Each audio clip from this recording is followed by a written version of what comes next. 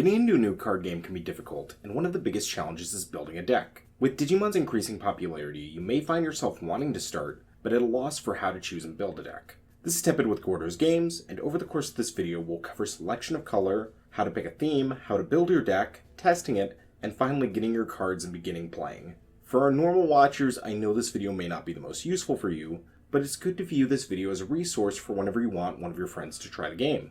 Consider this a tutorial for players wanting to start in 2023 and near the release of BT12 and onward. The initial step for a new player is the primary colors: red, blue, black, purple, green, and yellow. Like the colors of Magic or elements of Yu-Gi-Oh!, each color has an identity that affects gameplay and the cards within it. First off is red, which is the color of aggro, possessing the best ways to power up their Digimon as well as the easiest means of outright destroying opposing Digimon. Current red archetypes include the hybrid deck featuring a Gunimon, both War Greymon and Black War Greymon, and Gallantmon. Then we have blue, which is the color of tempo, and possesses means to trash Digivolution cards and send enemy Digimon to the hand or bottom of the deck. Current blue archetypes include the Blue Flare Army from Cross Wars, Metal Garurumon, and All Force Vidramon. Then we have yellow, which is a controlling color that kills Digimon by reducing their DP to 0 and is the color of recovering security through healing effects. Current yellow archetypes include Shine Greymon and Renamon. Then there's purple, the color of the graveyard, with numerous revival effects and cards that become stronger as you fill your trash. They have the most outright kill spells behind red, but are more conditional in what they target. Purple archetypes include Beelzemon and Beelstarmon. Then there's green, which is the color of cheap evolutions and Digimon that benefit from deleting others in battle. They have a good amount of suspending as well, and can quickly build board states through cheating out cheap mons. Green archetypes include Bloom Lordmon and Tyrannomon. Next there's black, a defensive color, and has access to the powerful D-Digivolve mechanic, which can reduce your opponent's Digimon to weaker states. They have restrictive removal, but can be very potent in certain matchups. Black archetypes include Machinedramon and Justamon. Finally, there's white, the last color, and not fully a proper color in game. There have been a few white decks, Eosmon and D-Reaper, and some powerful white cards like Chimeramon. White is also typically a color of level 7s, which includes Omnimon, and has some strong tamers that get splashed into other archetypes, like Coolboy and Analog Youth. And while not their own color, there are multicolored decks, such as the green and blue Imperial Dramon, or purple and yellow Mastemon. Since BT8 introduced proper dual-colored Digimon, many decks have found themselves branching out. In the past, some colors were splashed into decks, but more often now if a deck was played with multiple colors, it's by design. Even some of the decks mentioned in the color breakdowns like Black War Greymon play dual-colored cards. In some games, multicolor is a challenge, but in Digimon the game is simple enough. Starting with a multicolored deck doesn't have a major stopgap, and is worth doing if it has your favorite characters.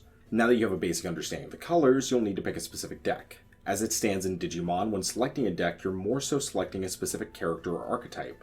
For those of you who play Yu-Gi-Oh! Will be familiar, just with less overall engines you can plug and play. Digimon doesn't really have a good stuff deck. Your deck will be heading towards a specific synergistic purpose, typically a boss monster or top end. If you're a fan of Digimon, it's best to simply look for your favorite characters and use that as a key to the deck you want to play. As of BT12, every Digimon mainline series except Ablimon has been represented, and even some widespread in the ancillary material like manga or games. Another consideration is if you want to play the game competitively in tournaments or casually among friends. Not all archetypes are made equal, and if your favorite is say Kabuterimon or Seadramon, you may find some difficulty winning in more competitive settings. However, there is good news. The Digimon card game is one of the best for supporting characters and archetypes over time, so if a strategy isn't good now, it has a solid chance of being great down the road. If you're solely looking to play Digimon at a tournament level, Digimon card meta has full breakdowns of winning lists between Eastern and Western territories by set, so it should be easy to find a list with winning results. And if you do have a local community, many Digimon players tend to have more than one deck. So if you want to get a further feel for the game, show up to your local trading card or hobby store and see if you can get a demo game with one of the regular players. Before getting into the game fully, putting hands on it at least once or twice is a great idea.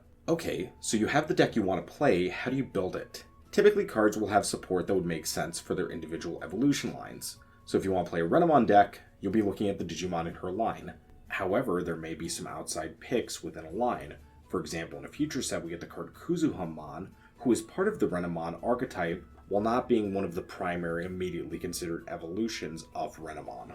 Typically the best way to find all the viable pieces of an archetype are to look at boosters where the support appears. So going back to Renamon, She's had full lines of cards in sets 5 and supplemental sets EX2 and EX4. It's also good to follow the spoilers for sets as they come out, or even look at entire sets on DigimonCard.com. In this way, you can get a snapshot of all the cards for a deck, but in cases where it may be confusing which cards you need, Digimon Card Meta will offer a good selection of playables. You can use their search functions for individual sets to pull up multiple builds, then cross-reference cards. Or even more easily, YouTube is full of many such profiles, like the ones you'll find here on Gordo's Games. One of the primary aspects of a trading card game is self-expression through the variety of cards you use in deck construction.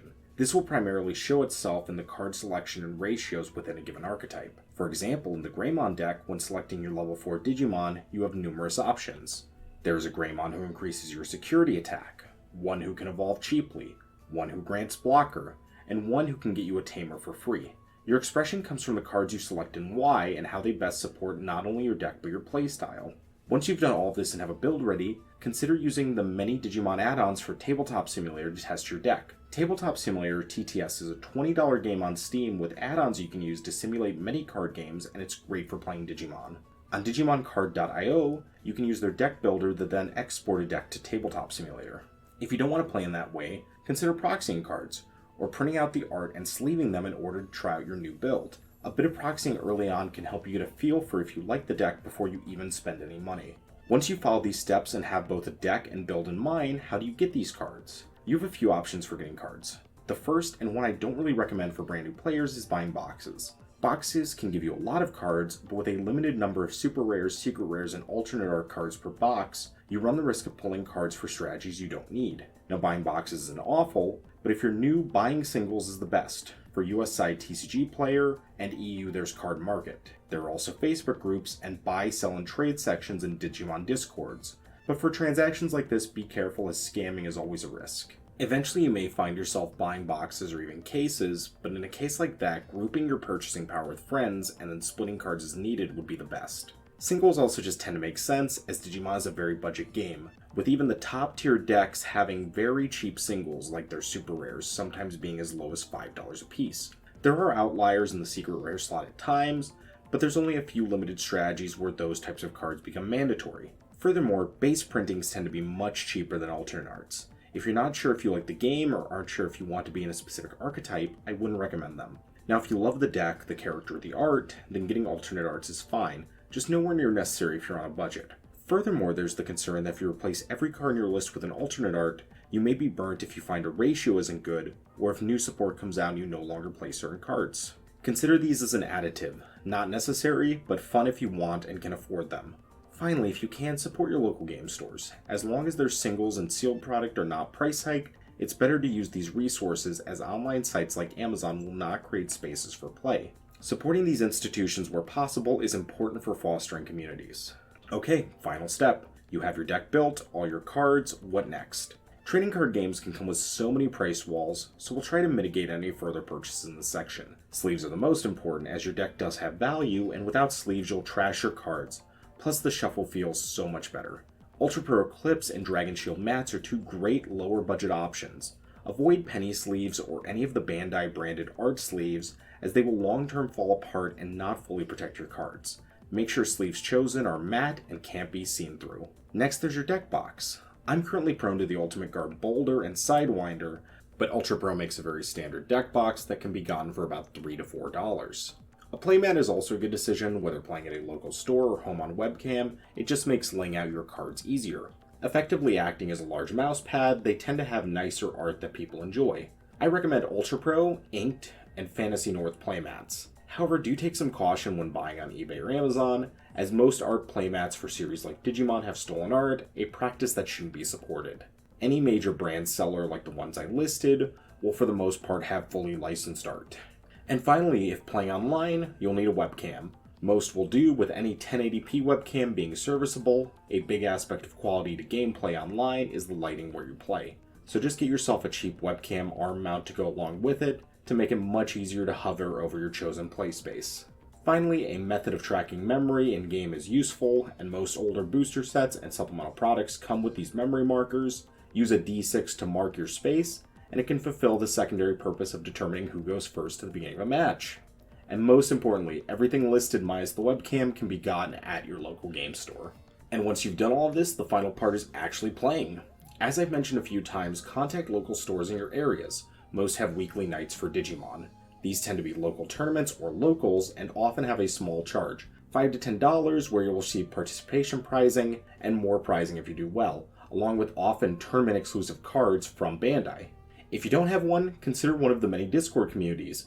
In fact, Gordo's Games has an amazing community with a Discord link in the description below.